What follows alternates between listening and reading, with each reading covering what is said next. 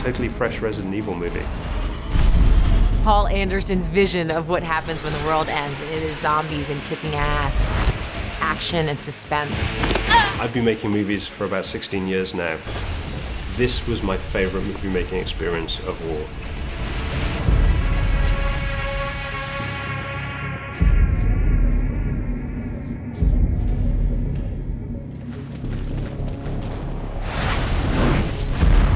Years ago, I kind of disappeared off the map for a month and played this video game, which was Resident Evil.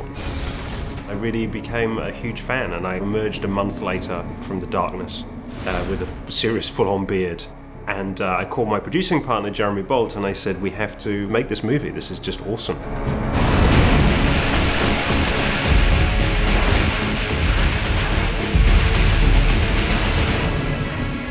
Creatively, we've evolved the material in a very interesting way, and Paul came up with a great take. Paul Anderson is very much in tune with both the game franchise of Resident Evil and the movie franchise of Resident Evil.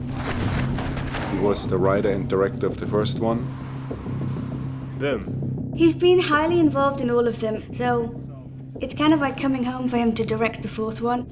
We kept the same cast, and we kept the same kind of storyline. But I wanted to make a conceptual jump in the way that, for example, the Terminator franchise had made between T1 and T2. A broader canvas, a more epic scope. The role of Alice has evolved quite a bit. For the first time, she feels like she belongs in this world again. Alice is the ultimate female heroine. She's just out there kicking ass, taking names. To me, she's a kind of female Clint Eastwood meets Steve McQueen. There's a coolness to her that really makes the franchise work. Alice stops at nothing. In the end, are her means going to change her?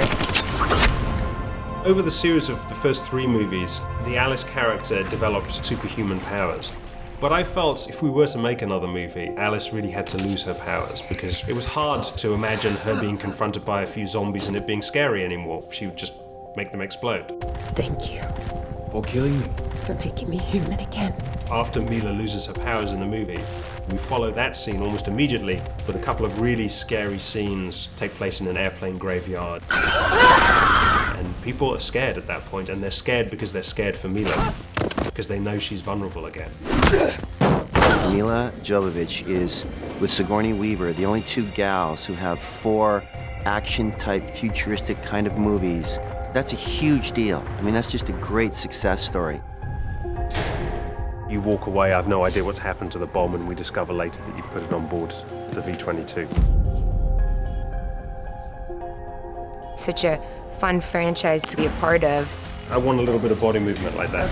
Start back and turn. Yeah.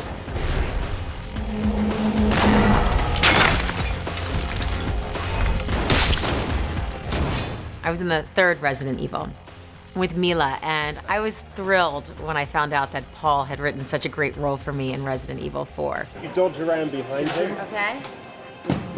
And he comes around again. Rah! Decapitating this one. Okay, very exciting. Who wouldn't want to work with Ali Larter and Milla Jovovich every single day? I mean, it's one of the good things about my job. All the cast members, all the crew are so excited to be doing this movie because we're all fans of the movie.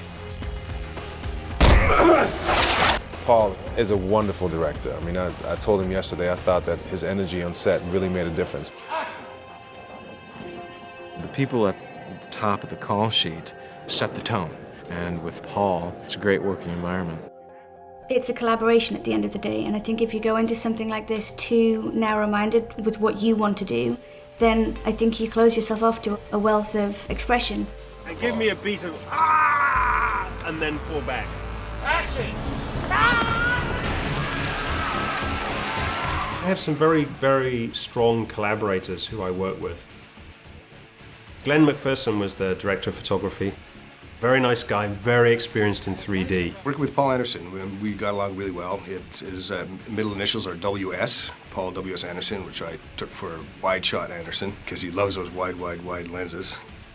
Makes it very difficult to light sometimes. You don't have a lot of space left in the frame, but the results are awesome. It looks great. He's really very good at it. In post-production, I've used the same editor for the last few movies, Niven Howie, who is fantastic. I'm actually physically one floor up from the film sets so that we can actually progress with the cut of the film while we're filming it. You know, these movies have really become a family affair. Having my wife and my baby around during making a movie was it was a treat. She's completely fearless to the zombies, unafraid of all the different elements, and she marches around on set and goes, "Action! Cut!" And then she'll just scream for Daddy, and Daddy will come running. It was very funny. Milla and I were in a restaurant in Puerto Rico with our baby, and one of the waiters pointed to our child and said, "Haha, Resident Evil 6. And Milla went, "No, Resident Evil 6.